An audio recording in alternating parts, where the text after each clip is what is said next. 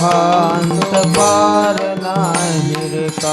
बाळकृष्णानंदा घरी बाळकृष्णानंदा घरी बाळकृष्णानंदा घरी बाळकृष्णानंदा घरी बाळकृष्णानंदा घरी आनंद द्या नर नारी द्या नर नारी आनंद द्या नर नारी बाळकृष्णानंदा घरी आनंदल्या नर आनंदल्या नर नारी आनंदल्या नर नारी. गुडिया पताका तोरणी करीती कथा गाती गाणी कथा गाती गाणी करती कथा गाती गाणी.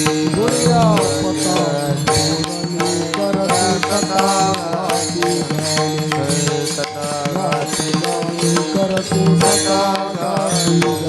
बाळकृष्णानंदा घरी बाळकृष्णानंदा घरी बाळकृष्णानंदा घरी बाळकृष्णानंदा घरी बाळकृष्णानंदा घरी आनंद द्या नर नारी आनंद द्या नर नारी आनंद द्या नर नारी. बाळकृष्णानंदा घरी आनंदल्या नर नारी आनंदल्या नर नारी आनंदल्या नर नारी.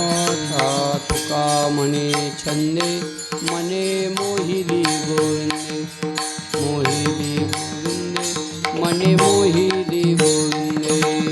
तुका म्हणे छंदे मन मोहिल गोविंदे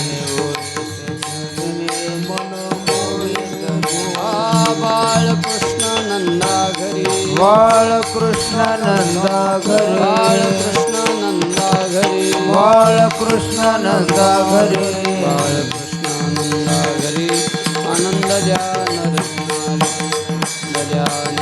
नारी आनंद द्या नर नारी. बाळकृष्णानंदा घरी आनंदल्या नर नारी आनंदल्या नर नारी आनंदल्या नर नारी. विठोबा रखुमाई विठोबा रखुमाई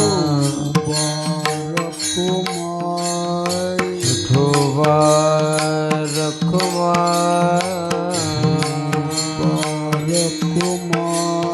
विठोबा रखुमाई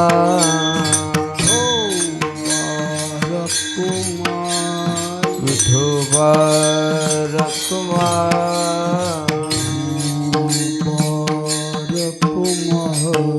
विठोबा रखुमाई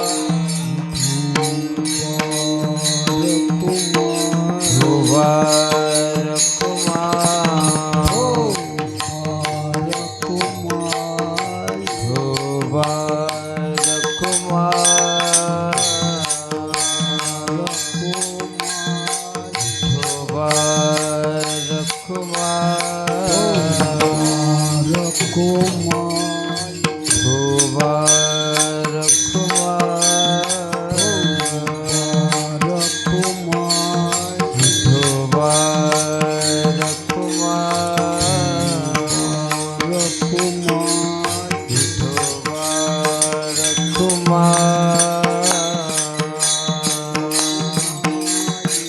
विठोबा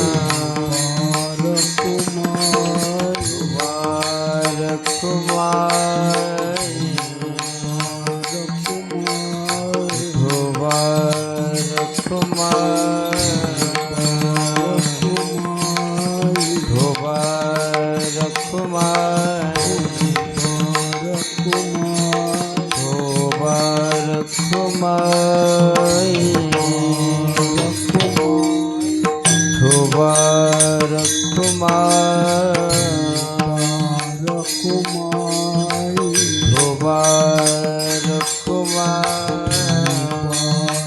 कुमार धोबार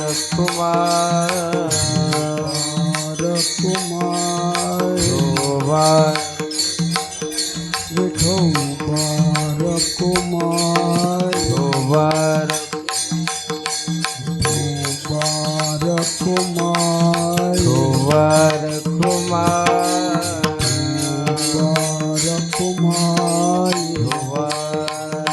धोबार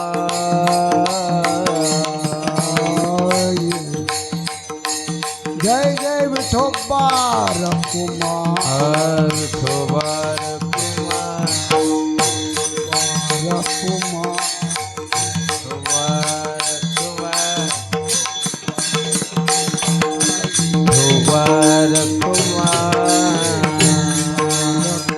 बोला हरिठल श्री ज्ञानदेव तुकाराम धोबार कुमार धोबार कुमार धोबार कुमार बोला पुंडलीक हरिठल श्री ज्ञानदेव तुकाराम धोबार कुमार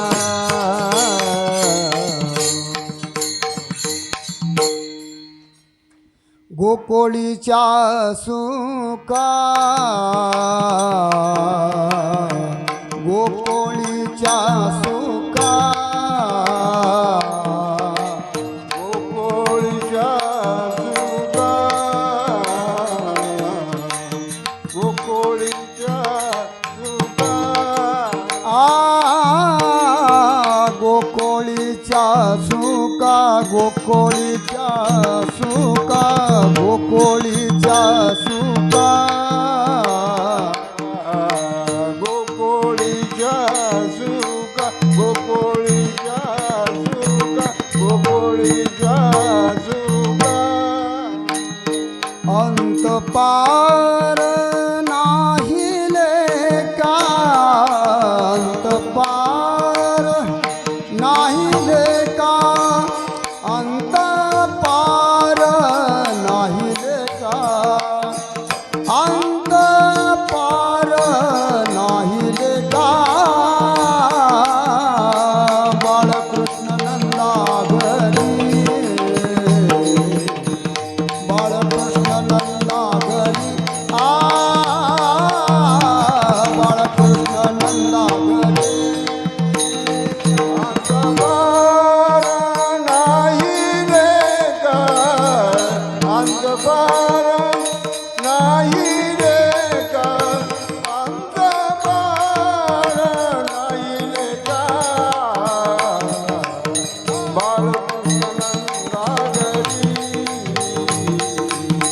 बाळकृष्ण नंदा घरी बाळकृष्ण नंदा घरी आनंद नर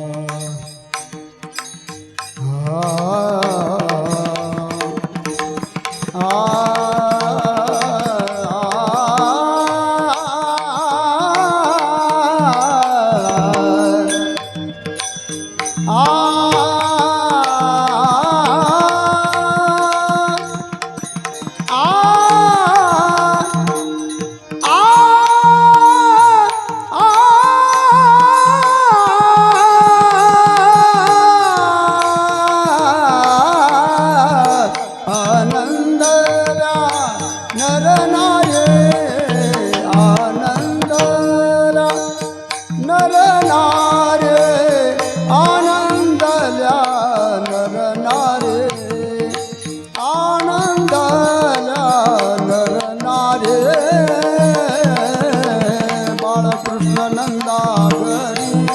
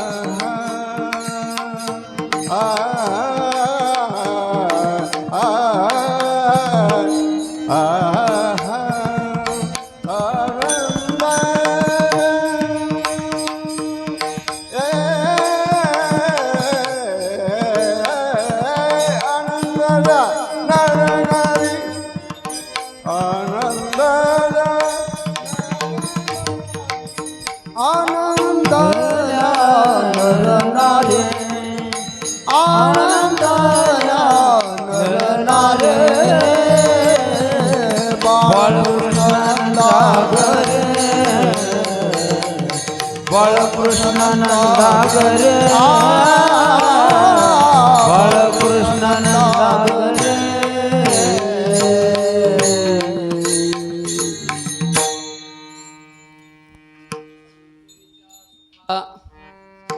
गोकुळीच्या सुखा अंत पार नाही लेखा बाळकृष्ण नंदा घरी आनंदल्या नरनारी गुडिया पताका तोरणे गुडिया पताका तोरणे करीते कथा गाती गाणे बाळकृष्ण नंदा घरी आनंदल्या नरनारी तुका म्हणे छंदे तुका म्हणे छंदे मने मोहिली गोविंदे बाळकृष्ण नंदा घरी आनंदल्या नरनारी देवा आधी देवा जगत्रय जीवा देवादिदेवा जगत्रय देवा देवा आधी देवा जगत्रय जीवा देवादिदेवा जगत्रय देवा परीसी केशवा विनंती माझी केशवा विनंती माझी केशवा विनंती माझी माझे वाणी तुझे वर्णी गुणना माझे वाणी तुझे वर्णी गुण माझे वाणी तुझे वर्णी गुणना माझे वाणी तुझे वर्णी गुण ऐसे दे प्रेम काही करा प्रेम काही आणि करे प्रेम काही जयांचे केलिया स्मरण होय सकळ विद्येंचे अधिकरण तेची वंदो श्रीचरण श्री गुरूंचे ते नमस्कारुनी आता घ्यावी घ्यावी माझी सेवा दीना दुर्बळाची देवा दीना दुर्बळाची देवा दीना दुर्बळाची देवा घ्यावे घ्यावे माझी सेवा दीना दुबळाची सेवा दीना दुबळाची सेवा दीना दुबळाची घ्यावी घ्यावी माझी सेवा घ्यावी टाळ टाळ वाजवा टाळ सेवा घ्यावी घ्यावी माझी सेवा घ्यावी घ्यावी माझी सेवा घ्यावी घ्यावी माझी सेवा दीना दुर्बळाची देवा दीना दुर्बळाची देवा दीना दुर्बळाची देवा घ्यावे घ्यावे माझी सेवा दीना दुबळाची सेवा दीना दुबळाची सेवा दीना दुबळाची सेवा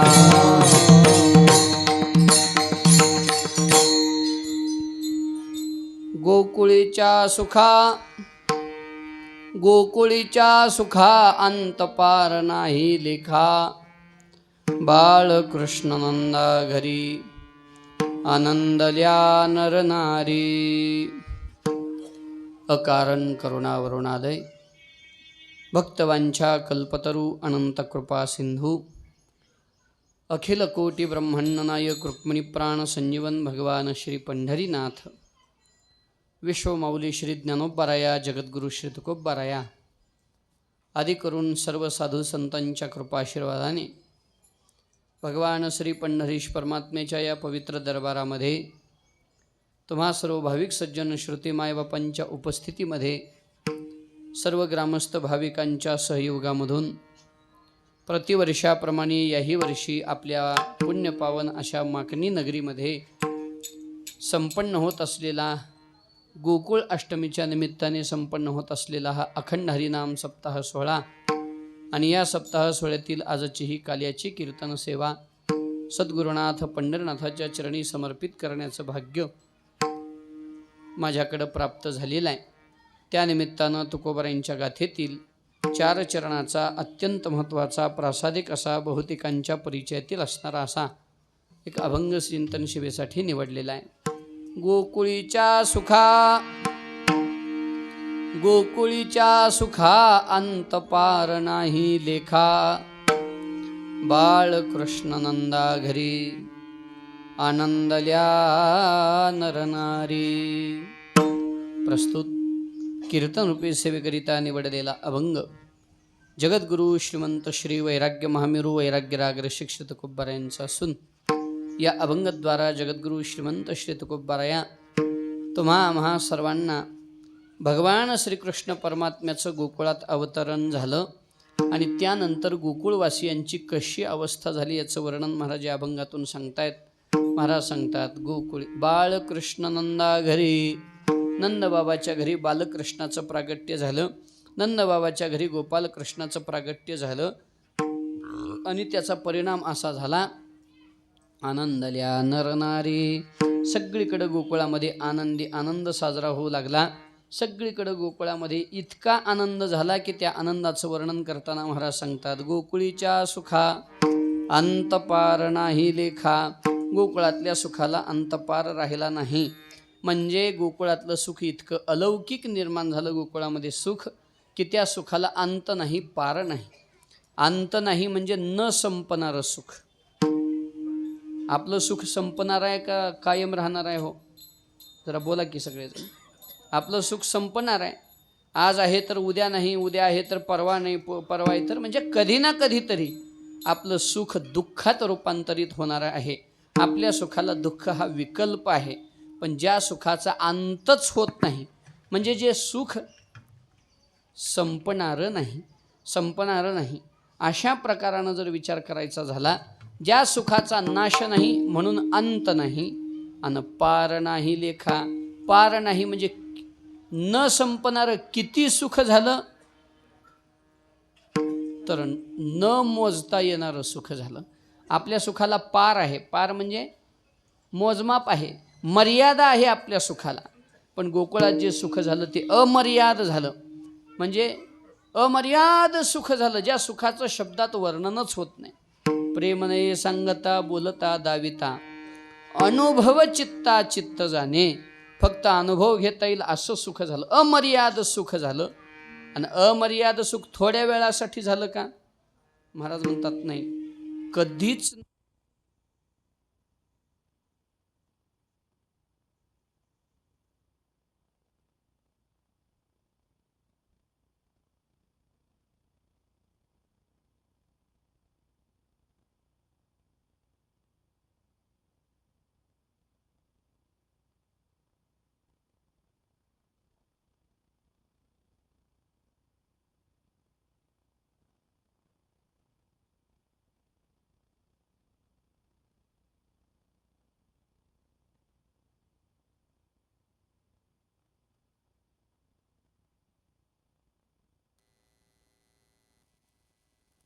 आले आणि त्याचा परिणाम असा झाला की आनंदल्या नरनारी. सगळ्या गोकुळात आनंद साजरा होऊ लागला.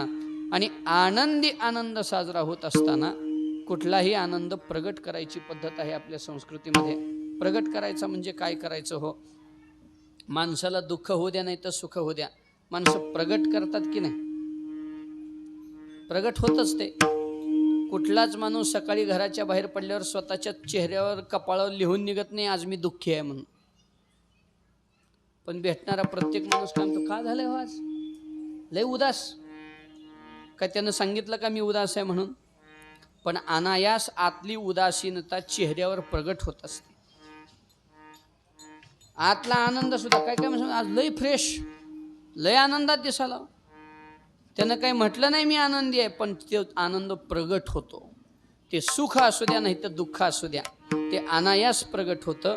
आणि प्रगट करण्याची आपली भारतीय संस्कृती आहे. या दृष्टीनं जर विचार करायचा झाला तर गोकुळातल्या लोकांनी सुद्धा आपला आनंद प्रगट करायला सुरुवात केली. कसा आनंद प्रगट केला महाराज सांगतात, गुडिया पताका तोरणे करीते कथा गाते गाणे. महाराज सांगतात, माझं माईक डायरेक्ट जोडलेलं बरं आहे साऊंडला का मशीन वेगळी आहे ती, असं व्हायलं का हरी?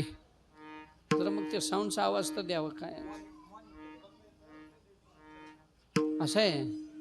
मग चाललं कुठवर आलं तर आपलं, नाही सुख, सुख एक तर प्रगट होतं आणि दुःख सुद्धा प्रगट होतं. सुख राहू द्या नाही तर दुःख राहू द्या, दोन्ही गोष्टी अनायास प्रगट करायची पद्धत आपली आहे. सुख दुःख प्रगट करतो माणूस. मग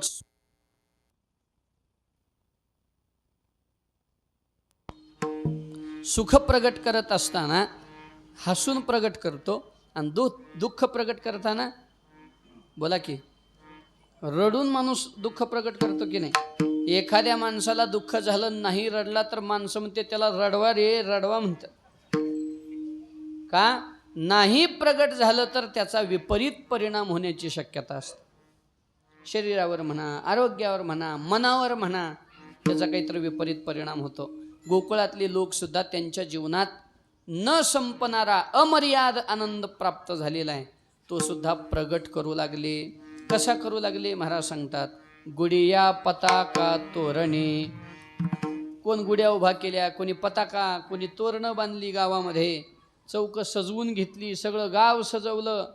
म्हणून एक ध्यानात ठेवा बरं का, हा गुडिया शब्द कधीचा आहे? द्वापार युगातला आहे. बरं लिहिला कधी आहे हा अभंग? तुकोबारांनी लिहिलेला अभंग आहे ना. म्हणजे हा अभंग कधी लिहिला गेलेला आहे? जवळजवळ 400 वर्षाच्या मागच्या काळामध्ये. आजकाल काही लोकांनी परंपरा सुरू केली आहे बोलायला की गुढीपाडव्याला गुढी उभा करायची नाही. का बरं? तर त्या गुढीचा आणि छत्रपती संभाजी महाराजांचा मृत्यूचा संबंध जोडला आहे. बरोबर आहे ना. पण ही गुढी तुकोबरायचा अभंग त्याच्या आधीच आहे ना. मग हे कधीचा झालं गुढीचा प्रसंग? म्हणून त्याचा संबंध काही तितकासा जुळत नाही. काही तार्किक लोकांनी उगती आपल्या संस्कृतीवर घालायसाठी केलेली ती एक चाल आहे. त्यामुळे जास्त त्याचा विचार करत बसायचा नाही. आपली जी परंपरा सणांची आहे ती अगदी पूर्वीपासून आलेली आहे. बरं ज्ञानोबरायचा सुद्धा आपलं चोखोबरायचा सुद्धा अभंग आहे. टाळी वाजवावी गुढी उभारावी वाटते चालावे पंढरीची. गुढी उभारावी हा शब्द चोखोबरायचा आहे. म्हणजे 700 वर्षाच्या पूर्वीचा आहे. म्हणजे छत्रपती शिवरायांच्या सुद्धा आधी 400 वर्ष जवळपास गुढीची परंपरा आपली आहे. इतिहासाचं मानलं तर द्वापार युगापासून गुढी आहे. आणि जर ग्रथित झालेल्या ग्रंथाचा अभ्यास करायला लागलो तर 700 वर्षापासून गुढी आपल्या ग्रंथात सापडते. त्यामुळं गुढीला काही वेगळं डोक्यात घेऊन काहीतरी आपलं भानगडीत पडायचं नाही. तर ही आता ते काही लोकांनी तो सण जुळवून छत्रपतींची हत्या करण्याचा प्रयत्न केला, परंतु त्याचा गुढीशी काही संबंध जुळत नाही असं आहे. असो, आपलं कुठवर आलं तर गुडिया पताका तोरणे. भगवान कृष्णाच्या जन्मानंतर सगळ्या गोकुळामध्ये गुड्या उभा केल्या, सगळं गोकुळ सजवून काढलं असा त्याचा अर्थ आहे. आणि करीते कथा गाते गाणे, आनंदोत्सव करण्याच्या निमित्तानं कोण कीर्तन सांगतंय, कोण भारूड करतंय, कोण भजन म्हणतंय, कोण काय करतंय, असा आनंद सगळ्या गोकुळात साजरा होऊ लागला. आणि असा आनंद साजरा करत असताना त्या आनंदाचं मूळ तुकोबराय सांगतात. तुका म्हणे छंदे मने मोहिले गोविंदे, मने मोहिले गोविंदे. आपण आनंदात गेलो की देवाचं ध्यान होतंय का विषयाचं ध्यान होतंय? हो हा, इमानदारीनं सांगा. माणसं आनंदात राहिल्यावर देवाचं ध्यान करीत नाहीत, संकट आल्यावर देवाचं ध्यान होते. आनंदात गेले की मग काय नाही ते ध्यानात येतंय, काय तर दुसरंच करावं वाटतं, हे करावं ते करावं. पण गोपिकांचं, गोपाळांचं, गोकुळवासियांचं तसं झालं नाही. तर आनंदात सुद्धा मने मोहिली गोविंदे बाळकृष्ण नंदा घरी आनंदल्या नरनारी, असा हा तुकोबरायांचा एक अत्यंत महत्त्वाचा असा अभंग आहे. आपण सर्वजण गोकुळ अष्टमीच्या निमित्तानं हा सप्ताह दरवर्षी संपन्न करतो. आता हे वर्ष कितवं आहे? 50-55 वर्षापासून सुरू असलेला आपला हा अखंड हरिनाम सप्ताह सोहळा कितवं म्हणलं ऐकू आलं? 54वं हे वर्ष आहे. आणि गेली 54 वर्षापासून आपली सुरू असलेली ही परंपरा, त्या परंपरेची ही सेवा करण्याच्या निमित्तानं आपण सगळेजण एकत्रित जमलेलो आहोत. थोड्या वेळेमध्ये आपल्याला थोडंसं भगवान श्रीकृष्णाच्या जन्माच्या नंतरचा जो गोकुळात उत्सव झाला, जन्म जरी रात्री झाला तरी गोकुळात उत्सव आजपासूनच झाला की. कारण गवळण म्हणते गवळणीला पुत्र झाला यशोदेला, एक धावी एकी पुढे ताटे वाटे सुंटवडे. आता हे काय रात्री 12 वाजता केलं का गोपिकांनी? सूर्योदय झाल्यानंतर सगळ्या गोकुळात बातमी पसरल्यानंतरच हा आनंद झाला. म्हणजे आनंदोत्सवाचा क्षण दिवस आजच आहे. जन्म यद्यपि रात्रीचा आहे, पण भगवंताचा जो आनंद जगाला प्राप्त झाला येण्याचा, तो मात्र आज प्राप्त झालेला आहे. असा हा पुण्य पर्व काळाचा क्षण आहे. आणि या क्षणामध्ये आपण सर्वजण उपस्थित आहोत. थोडक्या वेळात आपण थोडीशी सेवा प्रभूचरणी अर्पण करणार आहोत. एकदा सगळ्यांनी भजन करूया. विठोबा रखुमा, विठोबा रखुमा, विठोबा रखुमा, विठोबा रखुमा. पुंडरी कमर हरिठर ज्ञानदेव तुका. विठोबा रखुमा, विठोबा रखुमा, विठोबा रखुमा, विठोबा रखुमा, विठोबा रखुमा. पुंडरी कमर हरिठर श्री ज्ञानदेव तुका.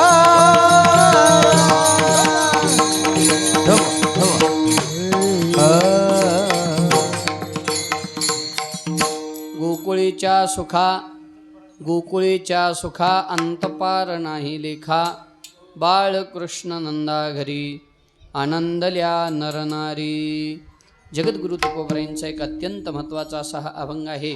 या अभंगाद्वारा जगद्गुरु श्री तुकोबराय आम्हा सर्वांना गोकुळात जो आनंद देवाच्या येण्यानं घडला, त्या आनंदाचं वर्णन या अभंगाद्वारा करतायत. वास्तविक पाहता देव या इह लोकामध्ये अवताराला येतो. आम्ही जन्माला येतो आणि संत अवतार धारण करतात. संताचा देवाचा विचार करायचा झाला तर ते अवताराला येतात, आणि तुमचा आमचा विचार करायचा झाला तर आम्ही अवताराला येतो का हो? ढकलून दिलेले आहेत आपण. म्हणजे आपल्या कर्मानं आपल्याला ह्या मृत्यू लोकात ढकलून दिलेला आहे. जा आता भोग कर्म म्हणून कर्मानं आपल्याला ढकलून दिलेला आहे. केले कर्म झाले तेची भोगा आले, उपजले मेले आईसे किती. किडे मुंगी कोले कुत्रे घोडे मांजरं जसे जन्माला येतात तसा तुमचा आमचा जन्म आहे. फक्त भाग्य एक आहे की आपल्याला भजन करावं हे ज्ञान आहे. एवढंच एक आपलं भाग्य आहे. म्हणजे ही संधी आहे आपल्याला की आपण या मनुष्य जन्माच्या, मनुष्य देहाच्या आधारानं, मनुष्य जीवनाच्या ज्ञानाच्या आधारानं जीवनाचं सार्थक करून घेऊ शकतो. पण जन्माचा विचार केला तर काही बदल नाही. कर्मामुळंच आपल्याला जन्माला यावं लागलेलं आहे. का आपण आपल्या मर्जीवर जन्माला आलो? जन्माला येताना असं काही आपल्याला कोणी विचारलं होतं का, होय कसा बेत आहे, जायचं आहे का जन्माला, कुठं जन्म घ्यायचा आहे? मग जसं ते इंजिनिअरिंगला किंवा कुठल्या ते MBBSला वगैरे फॉर्म भरायचा असला की आधी विचारतात ना, पहिल्या नंबरला कोणतं कॉलेज पाहिजे, 2 नंबरला कोणतं, 3 म्हणजे प्रायोरिटी ते लिहायचं असतं. 20 कॉलेजचे नाव लिहायचे असतात. मग त्या 20 पैकी आपली जी लायकी असेल त्या पद्धतीनं नंबर लागतो. असं आहे ते. तसं काय आपल्याला विचारलं होतं का जन्माला येताना कुठं जन्म घ्यायचा बाबा? तेरणीच्या काठावर पाहिजे का, मांजराच्या काठावर पाहिजे का, गंगेच्या काठावर पाहिजे का, चंद्र, असं काही विचारलं होतं का? हो नाही महाराज. आपण जन्माला आलो म्हणजे आपल्या कर्मानं जन्माला आलो. जसं कर्म घडलं, जसं काही म्हणजे कर्तृत्व आपलं मागच्या काही काळामध्ये घडलं, तशा पद्धतीनं आपल्याला जन्म मिळत गेला, हे आपलं आहे. पण देवाचा, संताचा विचार केला तर तसं नाही. संत तर स्वतःहून अवताराला येतात, आहे की नाही? जगाच्या कल्याणा संतांच्या विभूती, देह कष्टविती परोपकारे. मार्ग चुकलेल्या लोकाला मार्गाला लावण्यासाठी संत स्वतःहून मर्जीनं अवतार धारण करतात की नाही? आणि अवताराला येऊन करतात काय? तुकोबराय सांगतात, येथे उपकारासाठी, येथे उपकारासाठी, येथे उपकारासाठी, येथे उपकारासाठी. आले घर जावई कुंठी, आले घर जावई कुंठी, येथे उपकारासाठी. आले घर जावई कुंठे, आले घर जावई कुंठे, येथे उपकारासाठी, येथे उपकारासाठी, येथे उपकारासाठी. आले घर जावई कुंठे, आले घर जावई कुंठे, येथे उपकारासाठी. आले घर जावई कुंठे, आले घर जावई कुंठे, येथे उपकारासाठी, येथे उपकारासाठी, येथे उपकारासाठी.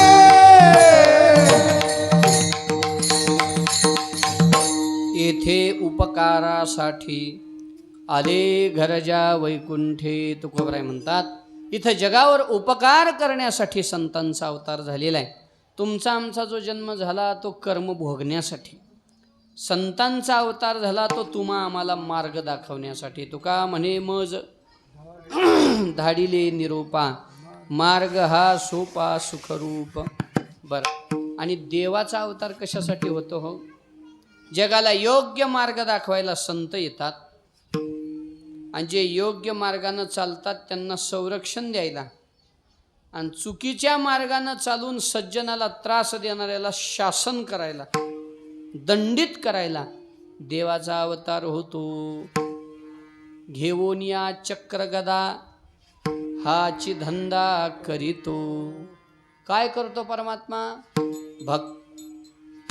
भक्ता राखे पायापाशी, भक्ता राखे पायापाशी, भक्ता राखे पायापाशी, भक्ता राखे पायापाशी.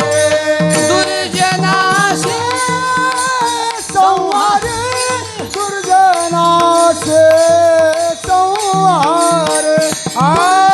दुर्जनासे संहारी, दुर्जनासे संहारे. भक्ता राखे पायापाशी, भक्ता राखे पायापाशी, भक्ता राखे पायापाशी, भक्ता राखे पायापाशी, भक्ता राखे पायापाशी, भक्ता राखे पायापाशी, भक्ता राखे पायापाशी, भक्ता राखे पायापाशी.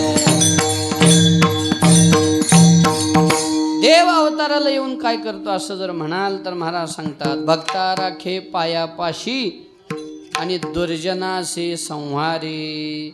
देव अवताराला येऊन करतो काय? परित्राणाय साधूनां विनाशाय च दुष्कृतां धर्मसंस्थापनार्थाय संभवामी युगे युगे. भगवान गीतेमध्ये वर्णन करतात साधूचं रक्षण आणि दुर्जनाचा संहार. एक ब्रीदवाक्य आहे बघा, कुणाचं आहे पुन्हा तुम्ही सांगा मला. सदरक्षणाय खल निग्रहणाय, कोणाचं वाक्य आहे? हां वा, पोलिसाचं हे, पोलीस हे जे क्षेत्र आहे की नाही त्या क्षेत्राचं हे वाक्य आहे. सदरक्षण आहे, चांगल्याचं रक्षण, आणि खल निग्रहण आहे. जे खल म्हणजे दुराचारी आहेत, समाजकंठक आहेत, अशा लोकांचा निग्रह करणं हे पोलिसाचं काम आहे. देवाचं बी तेच काम आहे. सदरक्षणाय भक्ता राखे पायापाशी, खल निग्रहणाय दुर्जनासी संहारी. परमात्मा ही अवताराला येऊन हेच करतो आहे की नाही. असताम क्षितिभुजाम शास्ता. भागवतामध्ये देवाचे अनेक रूप सांगत असताना एक रूप सांगितलेलं आहे.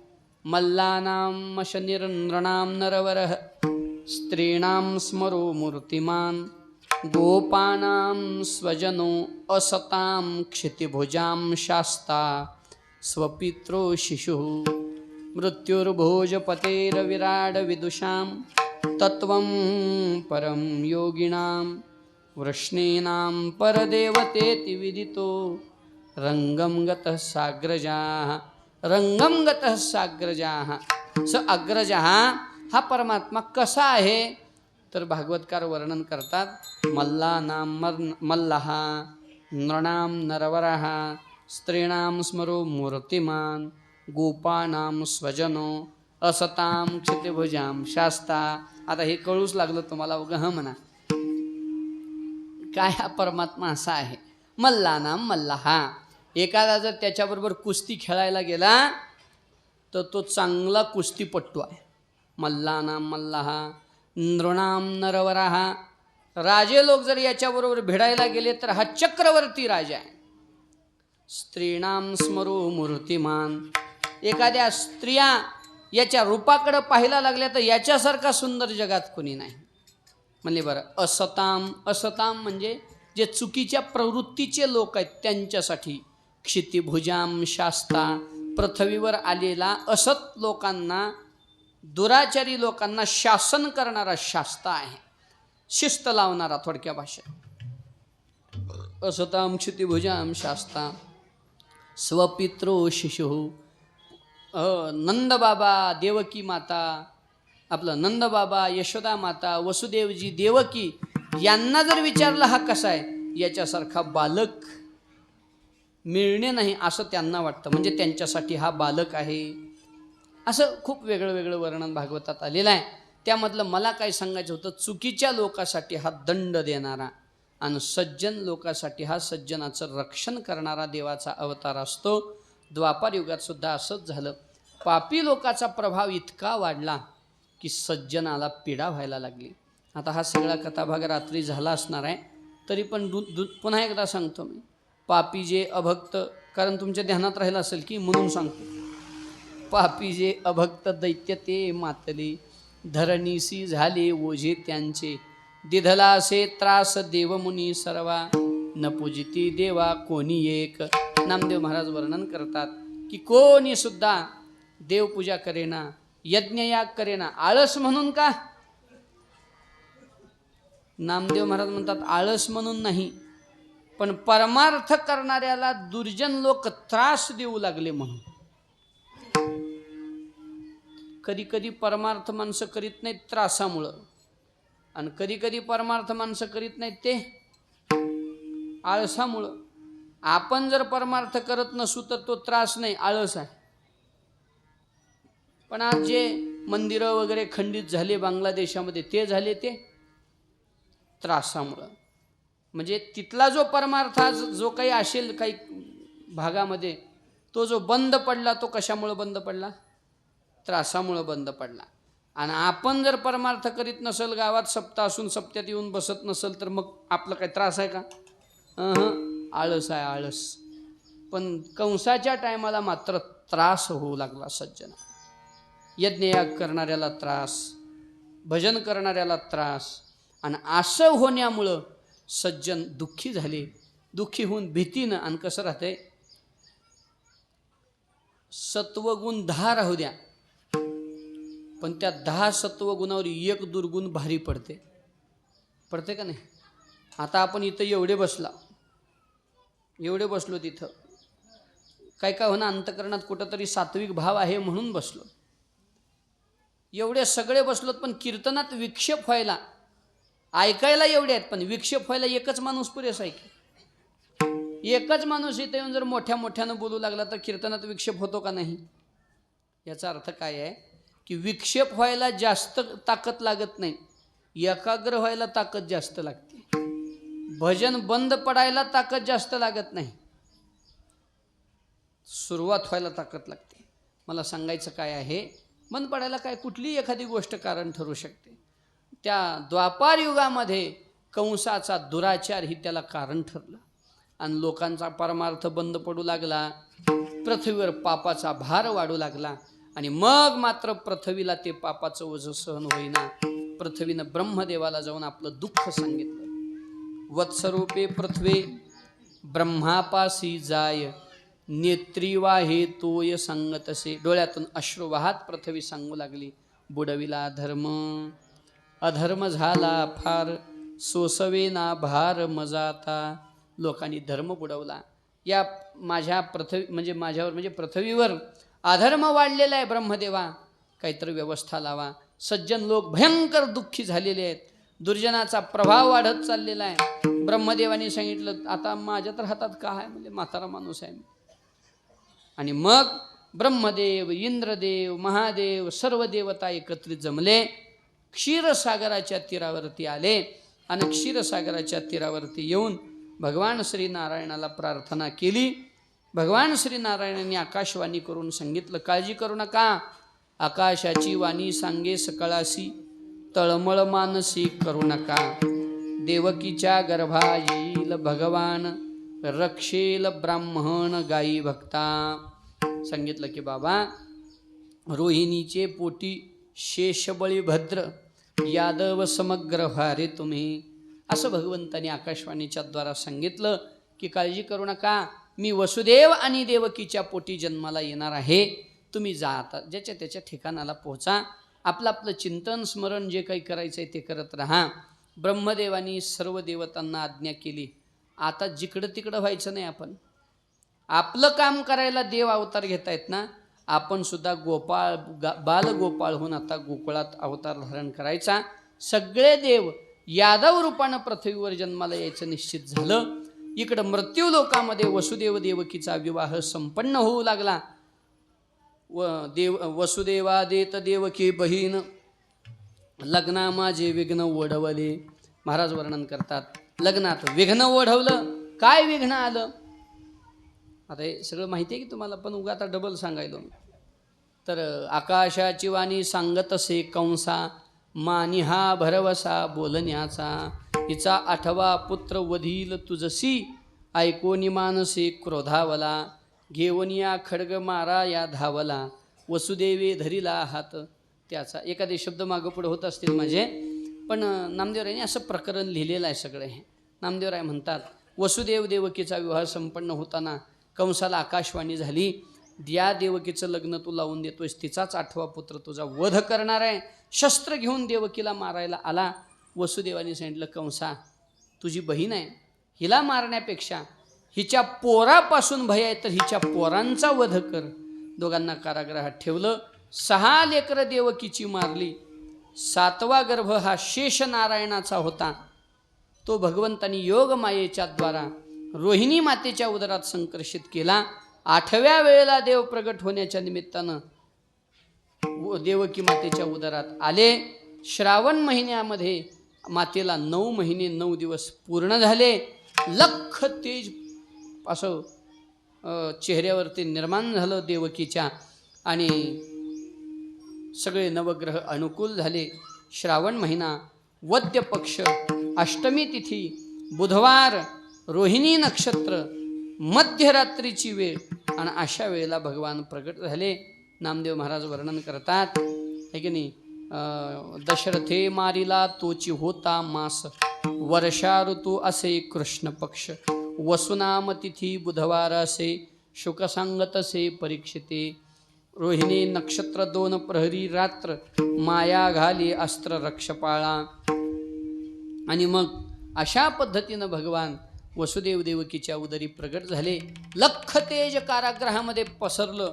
ते तेज असं लहान लहान लहान लहान लहान लहान होत होत होत होत एक तेजपुंज छोटंसं बाळ देवकीच्या उदरात प्रगट झालं.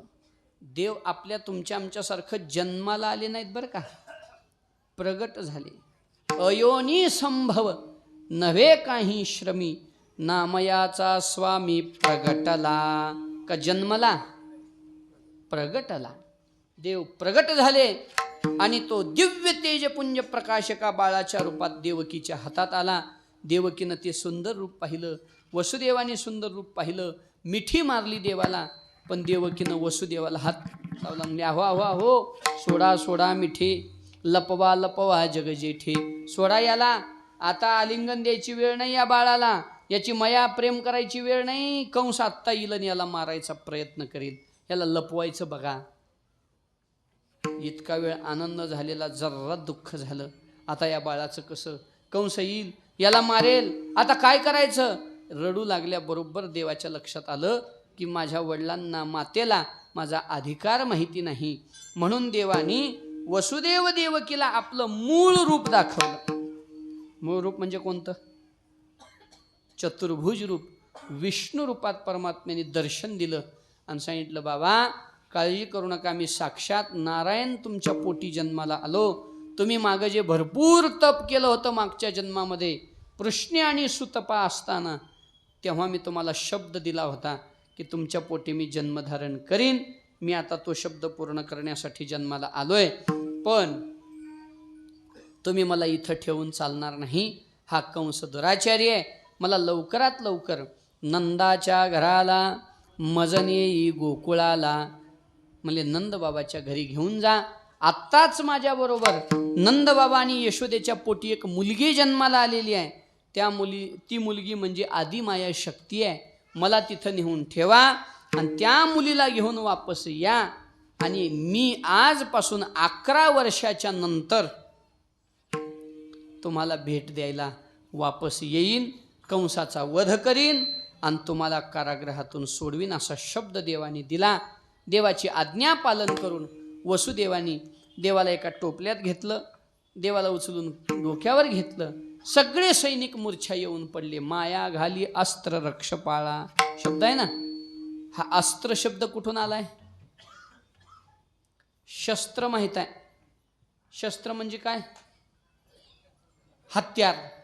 आणि अस्त्र म्हणजे, आता सांगतो ऐका, हे साबरी विद्येमध्ये जे लोकाला भुरळ पाडणं, हे करणं, हे बी एक प्रकारचं हेच आहे की बचावासाठी केलेलं कार्यच आहे ना. तर हे अस्त्र आहे. फिजिकली वॉर जो म्हणतो आपण ते झालं शस्त्र. प्रॅक्टिकली जे असतं युद्ध ते सगळं शस्त्र आहे. गोळ्या घालणं, आजकालच्या भाषेत सांगतो बॉम्ब टाकणं, तलवार वापरणं, हे शस्त्र झाले. आणि हे कुठला रोगच माणसात सोडून माणसं बेजार करणं, देशाला बेजार करणं, देशाचं दिवाळखोरीत नेणं, याला म्हणावं अस्त्र. हे आपल्याला कळायच्या भाषेत. तर मायेनं अस्त्र घातलं सगळ्या रक्षपाळाला. तिथं समोर जाऊन तलवारीनं युद्ध करणं मायेला शक्य नव्हतं. म्हणून मायेनं सगळ्याला भुरळ पाडली. सगळे बेशुद्ध अवस्थेत गेल्यासारखे गेले. आणि वसुदेवजी देवाला घेऊन गोकुळात आले. फिरविले दोन्ही कन्यानी चक्रपाणी, देवाला ठेवलं. तिथं जन्माला आलेली ती आदिमाया शक्ती घेऊन वापस गेले. कंसाच्या कारागृहात जेव्हा वसुदेव पोचले, ऑटोमॅटिक दरवाजे लागले, सगळ्याची भुरळ उतरली. कंस नंदबाबाचाच हा मुलगा आहे असं समजून त्या मुलीला मारायला आला. देवकीनं म्हटलं, दादा अरे मुलगा नाही मुलगी आहे, ही काय तुझा वध करील? कंसानं सांगितलं, पोरायचं काय, पोरी सुद्धा ऐकनात म्हणलं आजकाल. त्याच्यामुळं पोरगा असो की पोरगी असो, मी याला मारल्याशिवाय राहणार नाही असं म्हणून त्यानं कंसानं त्या मुलीला हातातून हिसकावून देवकीच्या घेतलं. पण आधी माया शक्ती होती महाराज ती, तिला कोण मारू शकणार आहे. जसं हिसकावून घेतलं तशी हातातून सुटून वर गेली आकाशात. आणि कंसाला हसून म्हणू लागली, काय वेड्या, तुझं लागे वधे उपजला मज आधी, असं म्हणून अंतर्ध्यान झाली. हा मथुरेतला विषय संपला. पण जेव्हा देव या गोकुळात प्रगट झाले, सूर्योदय झाला, हा हा म्हणता सगळ्या गोकुळात बातमी पसरली. आणि नंद बाबाला मुलगा झाला. नंद बाबाला मुलगा, आता गावात कोणाला ना कोणाला मुलगा होतोच की, पण आनंद होतो का होतो. पण गोकुळातला जो आनंद होता तो जरा विशेषच होता. कारण जो जन्माला आला होता तो सुद्धा विशेषच होता ना. का तुमच्या आमच्याने उगा जन्माला येऊन चटीत तेवढा तसं करायचा थोडाच होता. तर मग जन्माला आलेला होता तो अनंत कोटी ब्रह्मांडाचा धनी. या गोकुळवासियांच्या पूर्वपुण्याईच्या योगानं त्यांच्यामध्ये लहान लेकरू होऊन आता रांगणार होता, खेळणार होता. आणि म्हणून साक्षात परमात्मा अवताराला आल्याचा परिणाम सगळ्या गोकुळात महाराज वर्णन करतात. इतका आनंद झाला की कृष्ण गोकुळे जन्मला दष्टा चळका पसटला. होता कृष्णाचा अवतार आनंद करते घरोघर. कसा आनंद करते महाराज अभंगाच्या प्रथम चरणात गोकुळीच्या चुका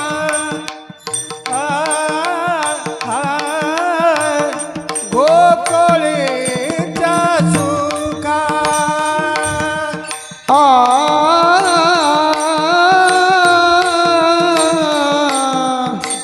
गोकुळीच्या सुका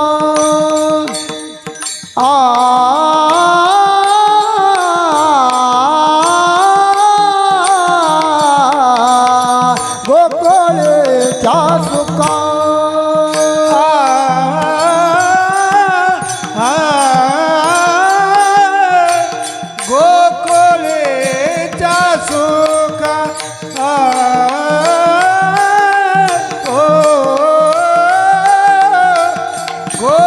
गोकुळीच्या सुका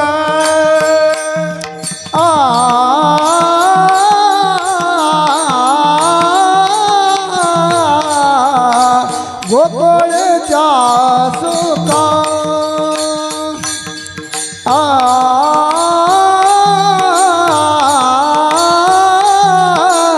गोकुळीच्या सुका अंत पार नाही लेका अंत पार नाही लेका हो अंत कंदा घरे हो बालकृष्ण नंदा घरे अंत पार नाही लेका अंत पार नाही लेका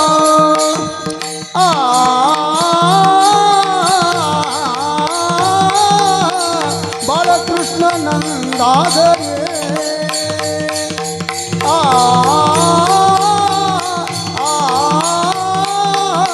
बालकृष्ण नंदा घरे गोकुळीच्या सुखा अंतपार नाही लिखा. महाराज सांगतात सर्व गोकुळामध्ये आनंदी आनंद झाला, अंत पार राहिला नाही. कशामुळे हे सुख झालं, देवाच्या येण्याचं हे सुख म्हणजे नेमकं काय झालं. महाराजांनी खूप ठिकाणी वर्णन केलेलं आहे. जयति तेधिकं जन्मना व्रज श्रयत इंदिरा शश्वदत्र हि. आनंदी आनंद सगळ्या गोकुळात आहे. किती आनंद आहे महाराज सांगतात. घरोघरी झाला लक्ष्मीचा वास दैन्य दारिद्र्यास त्रासाला. घरोघरी लक्ष्मीचा वास झाला. लक्ष्मीचा वास झाला म्हणजे नेमकं काय झालं हो. लक्ष्मीचा वास झाला म्हणजे भरभराट आली, पीक बहरून आले, पृथ्वी अशी बहरून आली. नदीला पूर आला. पूर आला म्हणजे वाटोळं करायचा पूर नव्हे, नदीसुद्धा यथासांग वाहू लागली. म्हणले बर. गाईचं दुभतं वाढलं. तुकोबरांनी बाळक्रीडेत वर्णन केलेलं आहे. दुनी होती त्याचा मानिती संतोष, दुभत्याच्या धरुनिया. दुनी होती त्याचा मानिती संतोष. ज्या घरामध्ये 2 लिटर दूध निघायचं तिथं 10 लिटर, 5 लिटर, 4 लिटर दूध निघू लागलं, है की नाही. सर्व लोक परस्परामध्ये प्रेमाचा व्यवहार करू लागले. द्वेष, मत्सर, द्वंद्व, अहंकार, भांडण तांडण सगळं गोकुळातलं संपून गेलं. आणि हे होणं ह्यालाच लक्ष्मी म्हणावं बरं का. बऱ्याच लोकांना वाटते पैसा म्हणजे लक्ष्मी. नाही, पैसा लक्ष्मी होऊ शकत नाही. पैसा ही अवदसा आहे. पैसा लक्ष्मी आहे का? जगात जे भांडण लागले ते पैशामुळंच आहे की. भावाभावात भांडण आहे पैशामुळं, मित्रामित्रात भांडण आहे पैशामुळं, माणसामाणसात भांडण आहे पैशामुळं. म्हणून पैसा ही लक्ष्मी नाही. समाधान, शांती ही खरी लक्ष्मी आहे. आपल्या घरात लक्ष्मी असावी तर ही लक्ष्मी असावी. घरात चटणी भाकर का असेना पण त्याच्याबरोबर समाधान असावं, त्याच्या घरात लक्ष्मी आहे. घरात राहायला नसू द्या बंगला आपल्याकडं, जे काही कोप आहे त्या कोपतच पण समाधान असावं, ती लक्ष्मी आहे. आपल्या जीवनात प्राप्त झालेलं समाधान ही खरी लक्ष्मी. पैशाचं काय असतंय, आज आहे उद्या नाही. कोणाचं प्रारब्ध अनुकूल आहे, कोणाचं प्रारब्ध प्रतिकूल आहे, पण आहे त्यात समाधान राहणं ही लक्ष्मी. आणि तुकोबाराय म्हणतात अशी लक्ष्मी गोकुळवासियांना प्राप्त झाली. म्हणून घरोघरी झाला लक्ष्मीचा वास, दैन्य दारिद्र्यास त्रास आला. असा आनंद सगळ्या गोकुळात साजरा होऊ लागला. आणि समाधानाचा आनंद होता. कशानं तर आलेला आनंद कशानं तर जातो महाराज.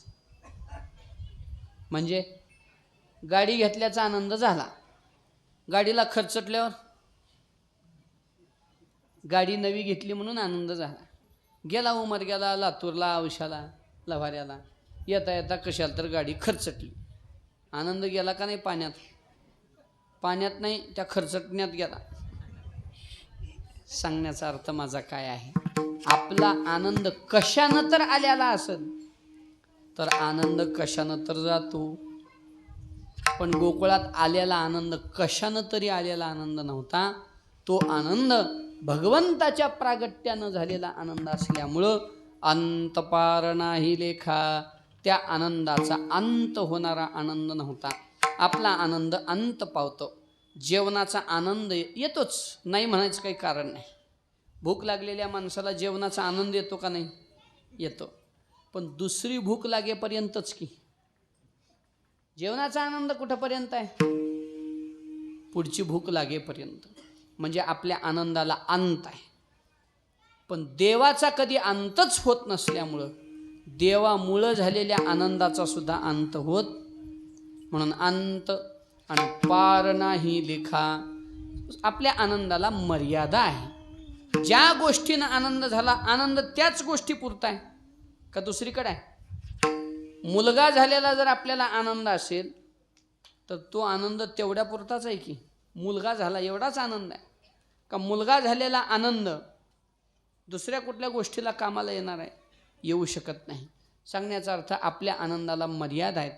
कारण आनंद देणारी गोष्टच मर्यादित, म्हणून आनंदसुद्धा आनंद देणारी गोष्टच नाशिवंत, म्हणून आनंदसुद्धा नाशिवंत. पण गोकुळात आलेला परमात्माच अविनाशी, म्हणून त्यांचं सुखही अविनाशी. आणि परमात्मा अपार आहे. परमात्मा अनंत परमात्मा आहे, म्हणून त्यांचं सुखसुद्धा अनंत आहे. म्हणून महाराज सांगतात अंतपार नाही लेखा. का बरं अंतपार नाही? कारण बाळकृष्ण नंदा घरी आनंदल्या नरनारी. भगवान श्रीकृष्णाचं नंदा घरी येणं घडलं. सर्व गोकुळात आनंदी आनंद साजरा होऊ लागला. तो आनंद कसा होऊ लागला? गुडियात पताका तोरणे, करते कथा गाते गाणे.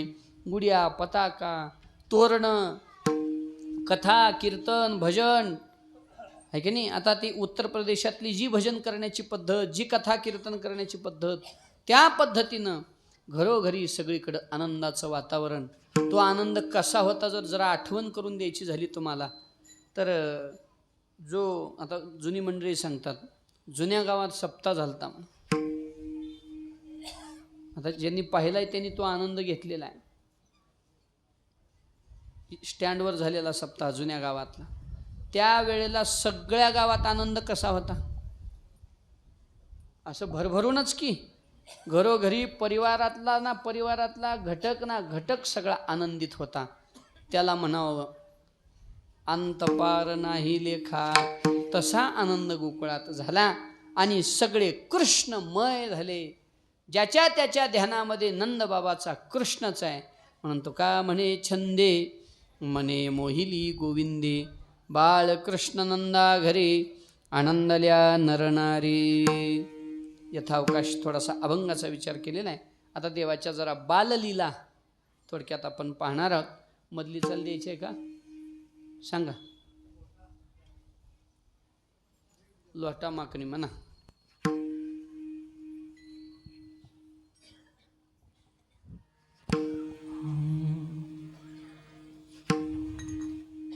गोकुळीच्या सुखा गोकुळीच्या सुखा गोकुळीच्या सुखा गोकुळीच्या सुखा गोकुळीच्या सुखा गोकुळीच्या सुखा गोकुळीच्या सुखा गोकुळीच्या सुखा अंत पार नाही लेखा अंत पार नाही लेखा अंत पार नाही लेखा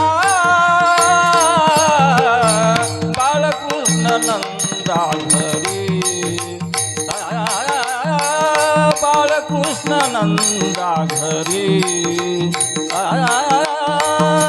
बाळकृष्ण नंदा घरी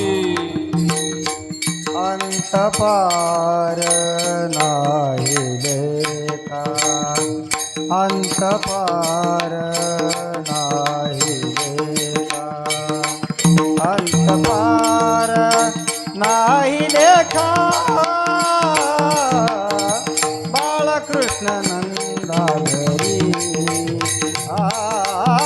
बाळकृष्ण नंदा घरी बाळकृष्ण नंदा घरी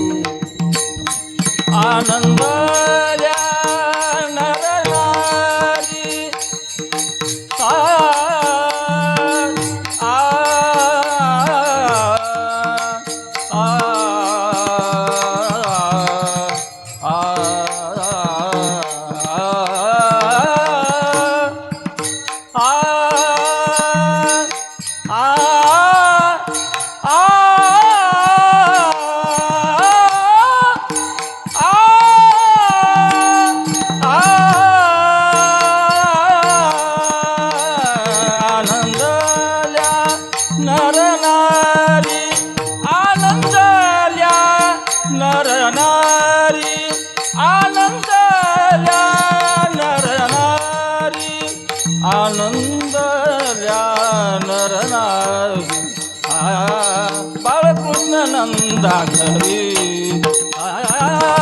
बाळकृष्ण नंदा घरी बाळकृष्ण नंदा घरी नरनारी आ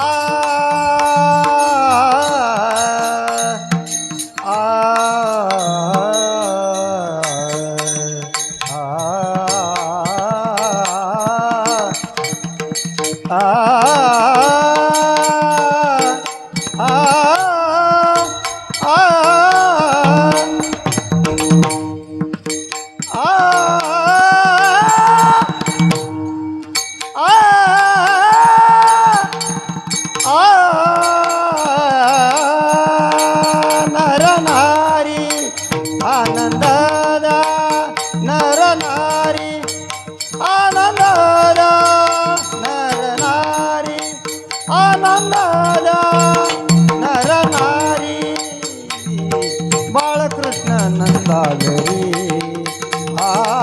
बाळकृष्ण नंदा घरी बाळकृष्ण नंदा घरी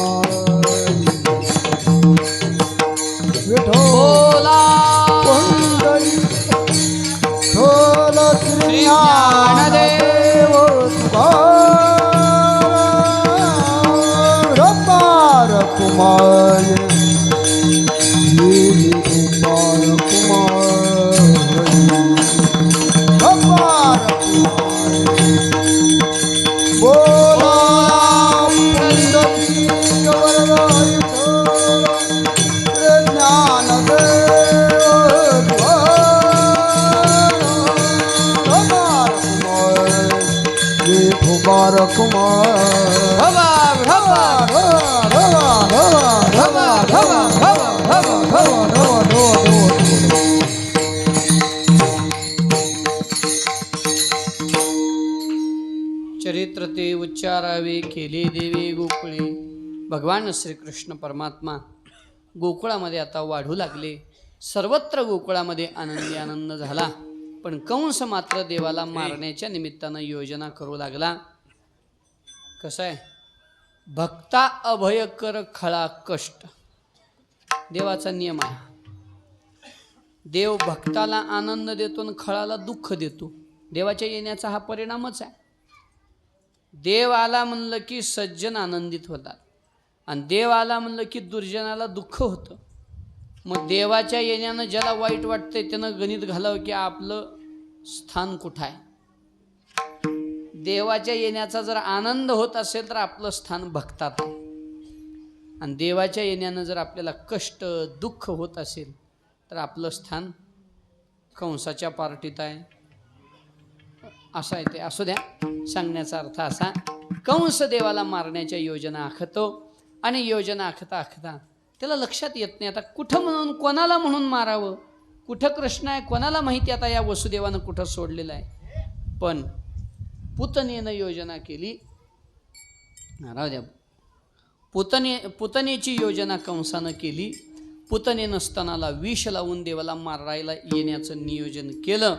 सुंदर वेशभूषा केली. ताम केशबंध व्यतिशक्त मल्लिकाम बृहन्नितंब कृणकृच्छ मध्यमाम. भागवतामध्ये 1.5 श्लोकात पुतनेच्या सौंदर्याचं वर्णन आहे. किती सुंदर होती. सुंदर केस विणले म्हणजे वेणी घातली, मोगऱ्याच्या फुलाचा गजरा घातला, वर्णन आहे तिथं. मल्लिकाम, सुंदर अशी केसाला माळा घातली. केसाला माळा घालणं म्हणजे काय करणं, गजरा घालणं. सुंदर वेशभूषा केली, सुंदर शृंगार केला. इतकी सुंदर दिसत होती की स्वर्गातली एखादी देवीच खाली अवतरित झाली की काय असा लोकांना भास होऊ लागला. आणि परिसरात जन्माला आलेल्या जिथं जिथं निरोप लागला की अमुक गावात बाळ जन्माला आलंय, तमुक गावात लेकरू जन्माला आलं, त्या गावात जायचं आणि त्या लेकरांना मारायला सुरुवातीनं केलं. दिन दुर्बळाचे मारता बाळके, करिता ते शोके मायबाप. आणि मारत मारत तिच्या कानावर बातमी आली, गोकुळात बी परवा लई मोठा जन्मोत्सव झाला हो. तिच्या लक्षात आलं की तिथं सुद्धा जाऊन या लेकराला मारायचं. पण येईपर्यंत माहीत नव्हतं की हाच कृष्ण आहे. मारायचं म्हणून पुतना आली. पण मारायला आलेल्या पुतनेला भगवंतानी पाहिलं. देवानी झोपेचं सोंग केलं पाळण्यामध्ये. पुतनेनं आल्याबरोबर यशोदेला बोलायला सुरुवात केली. रोजची भेट असल्याने काय यशोदे माहीत तर होतंच की, कारण सगळं नियोजन माहिती घेऊनच मध्ये प्रवेश करावं लागते. आज कसं माणसं देतील लेकराला कोणाच्या हातात. म्हणले काय ग लेकरू झालं तुला, मला सांगितली नाहीस ना का सांगणार, उगा व्हॉट्सअपला स्टेटसला तर ठेवायची होतीस.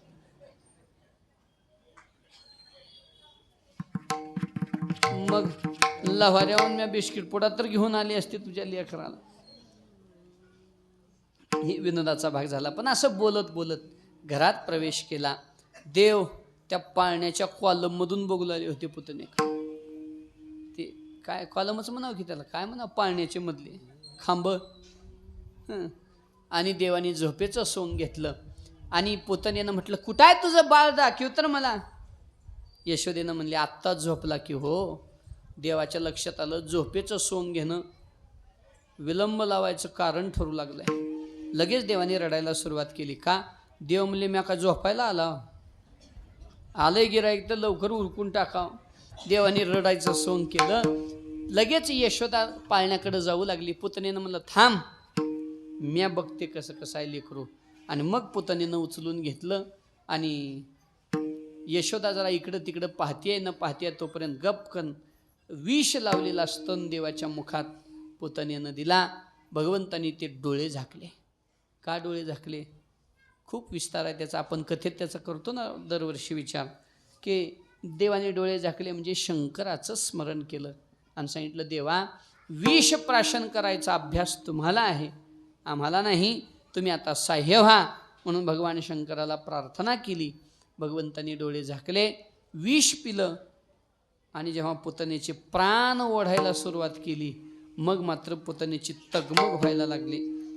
पाण्यात बुडल्यावर कसं होते आपल्याला तगमग होते की, तसं तगमग व्हायला लागली. पळत पुतना घराच्या बाहेर आली. जीव जायला लागला. मेकअपच बिघडला महाराज. कारण संत असणं संत होणं फरक आहे की. झाल्याला संत असल अशा टायमाला बरोबर वरचा मेकअप बिघडल्याशिवाय राहत नाही. म्हणून जुने लोक म्हणायचे शूर ओळखावा रणी आणि साधू ओळखावा मरणी. मरणात साधू कळतो हा साधू आहे का आयुष्यभर आपल्याला वेड्यात काढलं. कारण सध्या साधू होणं पुढारी होणं खूप सोपं आहे. हे दोन क्षेत्र असे आहेत ज्याच्यात कुठलंच पॅरामीटर नाही. फक्त लोकाला वेड्यात काढायला आलं की नेता होता येते आणि लोकाला वेड्यात काढायला आलं की कीर्तनकार होता येते. दोन्हीत बी फक्त समाजाला वेड्यात काढायचं काम आहे. खरा संत होणं कठीण आहे. संत कहावनं कठीण है जैसा पेड़ खजूर, चढ़े तो चाखे प्रेम रस पण गिरे तो चखनाचूर. खजुरीच्या झाडावर फळ गोड आहे बरोबर आहे, चढायला जमलं तर ते स्वादिष्ट फळ खायला मिळेल आणि पाय घसरला तर पडलं तर चकनाचूर होऊन जाईल. तसं संत होणं कठीण आहे महाराज. संत बनणं कठीण नाही, बनायचं आहे. त्याच्यात बनणं म्हणजे डुप्लिकेट होणं, पण खरं होणं मात्र कठीण आहे. पुतना खरी झालेली नव्हती, बनलेली होती. म्हणून जेव्हा प्राण ओढायला लागले तेव्हा मग चेहऱ्यावरचं सौंदर्य गेलं, सगळा मेकअप बिघडला. सोड सोड सोड सोड म्हणत अंगणात आली. देवानी म्हणले एकतर मी कुणाला धरत नाही आणि एकदा धरल्यावर त्याला आपलंसं केल्याशिवाय सोडित नाही. आणि खरंच आहे, परमात्मा भक्त म्हणून सहजासहजी कोणाचा स्वीकार करीत नाही आणि एकदा केला की मग त्याचा अव्हेर करीत नाही. मग तो आजामेळा असो, ती शबरी असो, ती पुतना असो, आहे की नाही, देव बघत नाही. देवाने पुतनेच्या प्राणाला ओढलं.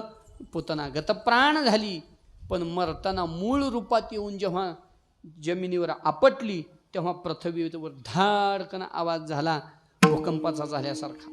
गोकुळवासीय पळत आले. नंदबाबाच्या घरावर काय अरिष्ट आलं का म्हणून पाहतात तर महाकाय शरीर घेऊन पडलेली ही पुतना दिसली.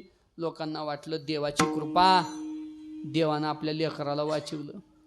देव मनातल्या मनात हसले, म्हणजे अजून माझ्यावर कुण्या देवाची कृपा असेल बा, सगळ्या देवाचा तर बाबा हा. आणि मग असा गोकुळात काळजीचा भाग आता सुरू झाला. विचार करू लागले की आपल्या लेकरावर काय अरिष्ट आलं. मग गाईच्या गोमूत्रानं स्नान घाला, गाईच्या खालून याला हे करा, असं करा, तसं करा, ही लीला सुरू झाली. आणि करता करता कंसाच्या लक्षात आलं की एवढी महाकाय पुतना ज्या लेकरानं मारली आपला वैरी नक्की तोच आहे. इथून कळालं की आपला वैरी गोकुळात आहे. आणि मग तृणावर्त, शकटासूर, महाबळ असे दैत्य पाठवले. भगवंतांनी सगळ्याचा यथोचित समाचार घेतला. माती खाऊन 14 भुवनाचं दर्शन आईला घडवलं. झाडाला आपलं उखळाला बांधलं तर विमलार्जुन झाडाचा उद्धार केला. त्यानंतर भगवान आता मोठे झाले. मोठे होता होता गावात फिरू लागले. फिरता फिरता खोड्या करू लागले. आणि मग यशोदेकडे घराणी येऊ लागली. गवळणी सांगती गराणी रात्री आला चक्रपाणी. सांगती रात्री आला चक्रपाणी. खाऊनी दही दूध तूप लोणी अवघी फोडिली दुधानी. खावणे दही दूध तूप लोणी अवघे फोडले दुधाने. हा बाई कोणासी आवडेना. हा बाई कोणासे आवडेना. यशोदे बाळ तुझा काना कुठवरी सोसुधिंगाना. कुठवरी सोसुधिंगाना. यशोदे बाळ तुझा कान्हा कुठवर सोसुधिंगाना. कुठवर सोसुधिंगाना. गवळणी सांगते गऱ्हाणी रात्री आला चक्रपाणी. खावोनी दही दूध तुपलोनी अवघे फोडिले दुधाने. पण महाराज अडचण अशी आहे, कुठल्या आईला आपलं लेकरू आगाव आहे असं वाटतं हो. आईनं म्हणायचं नाही ग नाही, बाळ सगुण गुणाचे ताने. बाळ दिसते गोजिरवाणे. काय सांगता गऱ्हाणे गे गोकुळच्या नारे. आईनं ऐकायचं नाही. पण गऱ्हाणे येतच राहिले. जेव्हा जास्त गऱ्हाणे आले तेव्हा कधी कधी आईनं कृष्णाला समजवायचं, काय रे बाबा काय उणे का करी तोशी चोरी.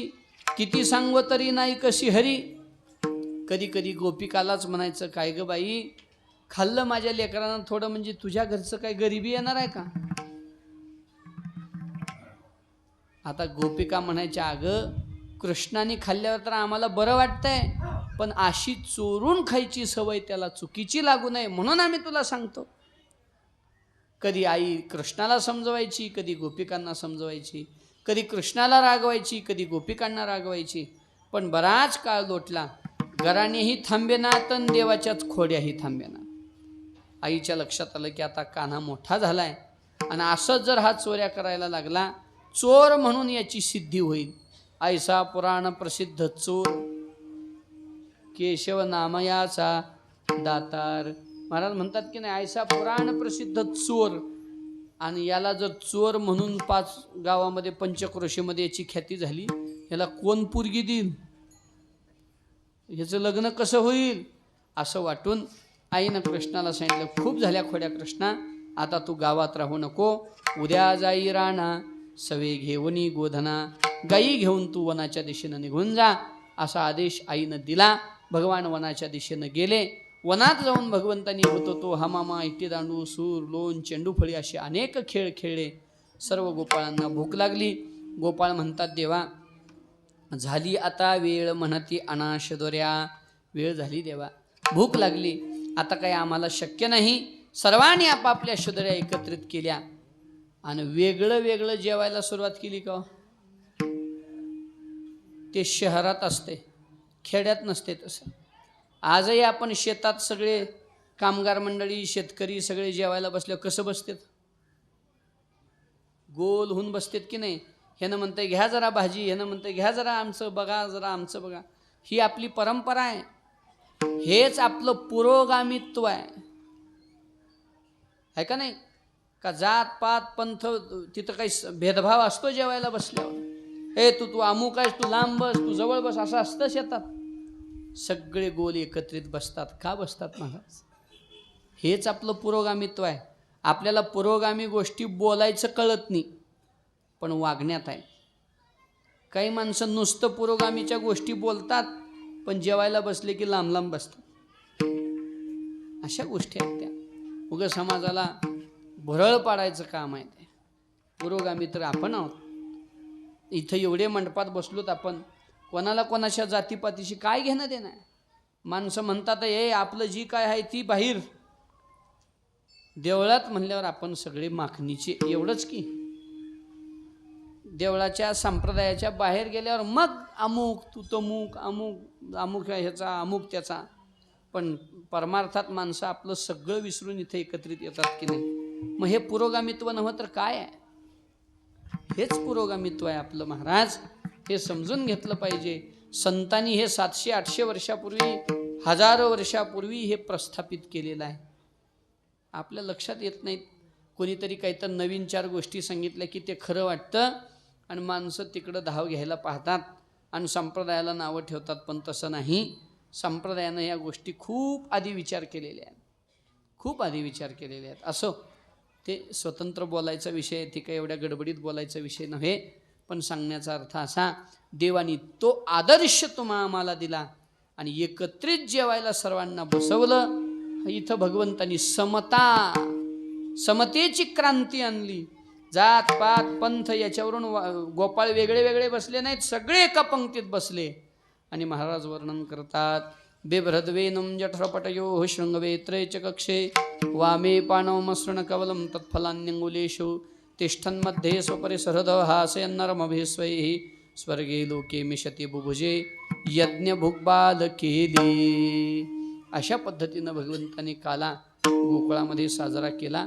आपणही सर्वजण आज भगवंताच्या कृपेनं, ज्ञानोबराय तुकोबरायांच्या कृपेनं या ठिकाणी हा काला संपन्न करणार आहोत. सर्वांनी शांततेत काल्याचा प्रसाद ग्रहण करावा. तदनंतर महाप्रसादाचाही प्रसाद सर्वांनी शांततेत ग्रहण करावा ही सर्वांना विनंती आहे. आणि पत्रिका आलेल्या आहेत, आल्या का इकडं? हां, आपल्या वैकुंठवासी परमश्रद्धेय प्रातस्मरणीय सद्गुरू श्री मारुती बाबा यांच्या 28व्या पुण्यतिथीच्या निमित्ताने उद्याच्या येणाऱ्या 9 तारखेला सप्ताहाची सुरुवात. दिंडी म्हणजेच सुरुवात बरं का आपली. पारायणाची सुरुवात 10 पासून आहे, पण दिंडी 9 तारखेला आहे. सर्व माता माऊल्यांना विनंती आहे, त्या दिवशी काही लक्ष्म्या नाहीत. आता मला वाटतं 2-4 वर्ष सलगच आपली दिंडी लक्ष्म्यातच आलती, पण यावर्षी देवाच्या कृपेनं म्हणा आणि तुम्हा सगळ्या भाविक सज्जनांच्या भक्तिभावनेनं दिंडी योगायोगानं 1 दिवस अलीकडं आली आहे. म्हणजे पुढं तिथीचा क्षय झाल्यामुळे झालं आहे, ते नियमातच आहे, पण योगायोग तसा जुळून आलेला आहे. तर लक्ष्म्या नाहीत, तर 9 तारखेला आपली दिंडी या ठिकाणावरून खाली बाबांच्या आश्रमापर्यंत सकाळी 9 वाजता 9 तारखेला निघणार आहे. सर्व माता माऊल्यांनी आपले आपले कलश घेऊन, समजा अंतर जास्त आहे म्हणून कलश घ्यायला आता कसं करावं वाटतं असेल, बिना पाण्याचे घ्या, म्हणजे जड होत नाही हो. उगं मान म्हणून त्याच्यात थोडं पाणी, आपलं जल उगं आपलं मान म्हणून ठेवायचं, गच्च भरून घेण्यापेक्षा थोडंसं आपलं उगं पाणी हे करून, म्हणजे ओझं होऊ नये या दृष्टीनं बोललो बरं का मी. तर एक मान म्हणून किंवा एक त्याचं ते असावं म्हणून थोडंसं जल घेऊन सर्वांनी कलश घेऊन यावं. ज्यांना कलश घेऊन शक्य नाही त्यांनी, जे वाचायला बसणाऱ्या माता माऊली आहेत, मला वाटतं त्यांनी ग्रंथही घेऊन आलं तरी काही वावगं ठरणार नाही. सर्व माता माऊल्यांनी, सर्व पुरुष मंडळींनी, सर्व वारकरी भजनी मंडळ सर्वांनीच सकाळी 9 वाजता 9 तारखेला दिंडीच्या निमित्तानं एकत्रित या ठिकाणी जमायचं आहे. आणि इथून आपली पादुका मिरवणूक आणि ग्रंथ मिरवणूक या ठिकाणावरून आपल्या बाबांकडं प्रस्थान करणार आहे. सर्व माता माऊल्यांनी बहुसंख्येनं उपस्थित राहावं. आता तुम्ही एवढ्या इथं हा, पण घरी गेल्यावर ज्या ज्या इथं आल्या नाहीत त्यांना बी निरोप द्या, म्हणजे सगळ्यांना हा निरोप पोहोचावा आणि सगळ्यांनी त्या दिवशी उपस्थित राहावं. सर्व पुरुष मंडळींनी सुद्धा ज्यांना टाळ वाजवता येते त्यांनी टाळ घेऊन राहावं. टाळ वाजवायला येत नाही आता जाऊन काय करावं असं नाही, सोबत राहावं, हे की नाही, सोबत राहावं. कारण बाबांच्या पादुकाची मिरवणूक, ग्रंथाची मिरवणूक असते, तर सर्वांनी सोबत राहावं.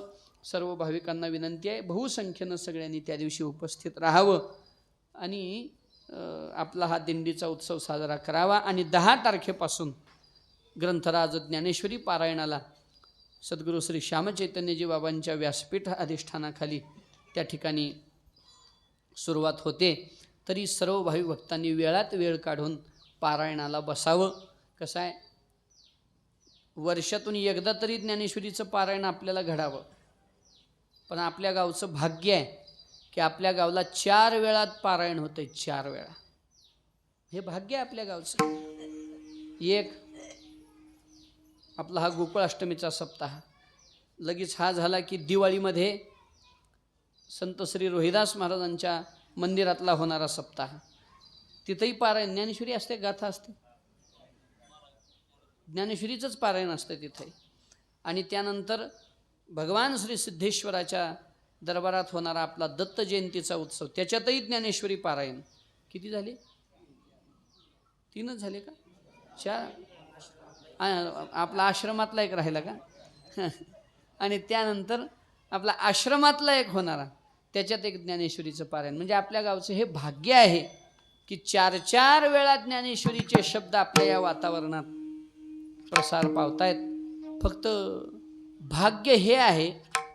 पण आता मग काय म्हणावं पुढचं? देव आहे सुकाळ दिशी पण अभाग्याशी दुर्भिक्ष. म्हणजे पाणी हवा सर्वत्रच आहे, पण काही माणसाचे फुफ्फुसच खराब झाल्यामुळं श्वास घ्यायला येत नाही. होते का नाही तसं श्वासाचा त्रास? तसं ज्ञानेश्वरी 4 वेळा कृपा करून आपल्या गावात सप्ताहाच्या निमित्तानं येते, पारायणासाठी येते. परंतु मग आपलंच कुठंतरी भाग्य कमी पडतं का काय की आपण पारायणाला बसत नाही? तर असं नाही. या 4 पैकी कुठं ना कुठं तरी एकदा तरी कमीत कमी पारायणाला, ह्याच सप्त्यात बसा त्याच सप्त्यात बसा असं नाही, पण बसा, जास्तीत जास्त संख्येनं बसावं. महाराज काय कौतुक आहे, हे उदगीर लातूर भागात आम्ही जातो,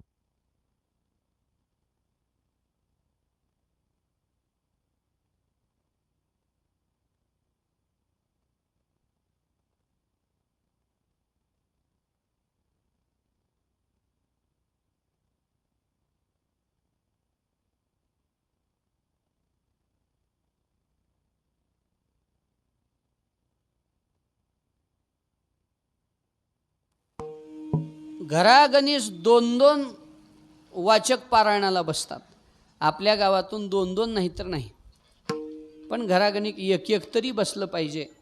किंवा ज्यांना शक्य आहे त्यांनी बसण्यापेक्षा पारायणाला वेळ काढला पाहिजे, पारायण केलं पाहिजे. सर्वांनी बहुसंख्येनं उद्याच्या उत्सवामध्ये पारायणाला बसावं. पारायणाला बसलं महाराज, ज्ञानेश्वरीचं चिंतन आपल्या मनात झालं, मागचे सगळे अनिष्ट ग्रह निवृत्त होतात. बघा तुम्ही कुठला काही विषय करत बसण्याची गरज नाही, तुम्ही नुसतं पारायण करा. ज्ञानोबाराय आपल्यावर कृपा केल्याशिवाय राहत नाहीत. म्हणून माणसानं आळंदीला जावं आणि महागारी यावं का? महागारी यावंच लागणार आहे, अपरिहार्य यावंच लागणार आहे. पण रिकामं यावं का? मग आळंदीला गेल्यावर आळंदी घेऊन महागारी यावं आणि आपल्या घरात आळंदी आणावी. म्हणजे पारायणाच्या निमित्तानं, ज्ञानेश्वरीच्या निमित्तानंच आळंदी आपल्या घरी येते. तर सर्वांनी पारायणाला बसावं. सर्व माता मावल्या, पुरुष मंडळी, वारकरी मंडळ, भजनी मंडळ सर्वांनीच वेळ काढावा आणि आपापली सेवा 9 तारखेला दिंडीसाठी आणि 10 तारखेपासून पारायणासाठी बसावं. माता मावल्यांना थोडीशी शंका असेल की आता आमचं 10, 11 आणि 12 लक्ष्म्यात जाते, 3 दिवसाचं पारायण बुडते, कसं करावं? 4थ्या दिवशी पारायणाला बसा. अहो, एक बी शब्द पारायण करायला भेटलं तर आपलं भाग्यच आहे.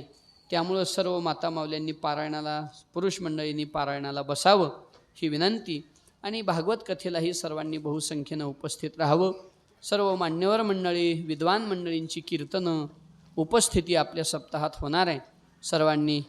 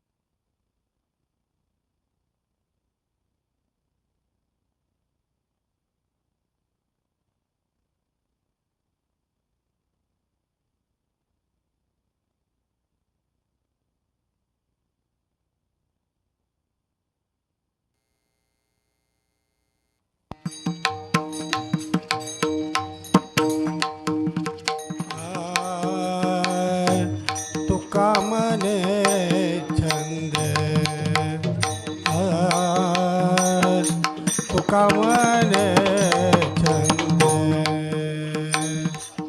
येणे बंधी गोविंदे प्रेमे मने मोहिली गोविंदे मोय बाळकृष्ण नंदा घरी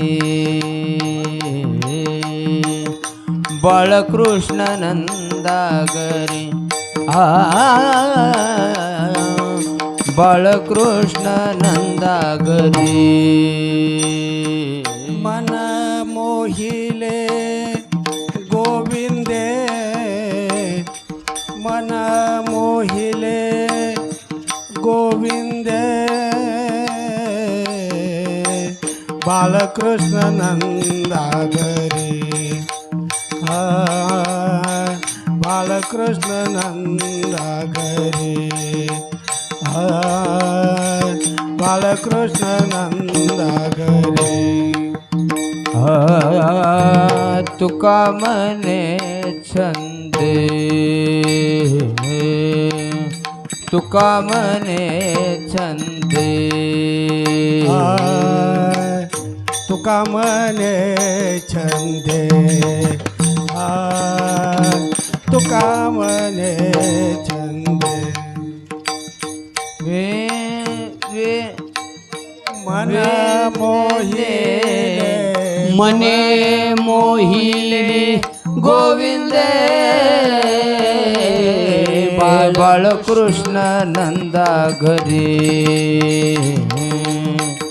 बाळकृष्ण नंदा घरी बाळकृष्ण नंदा घरी मने मोहिले गोविंदे मन मोहिले गोविंदे बालकृष्ण नंदागरे बालकृष्ण नंदागरे बालकृष्ण नंदागरे आनंदले नर नारे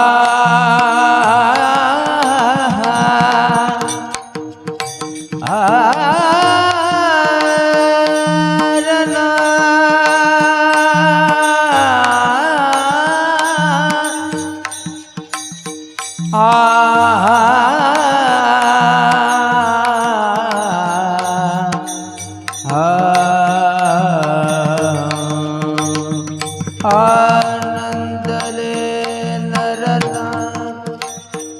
आनंदल्या नरदारे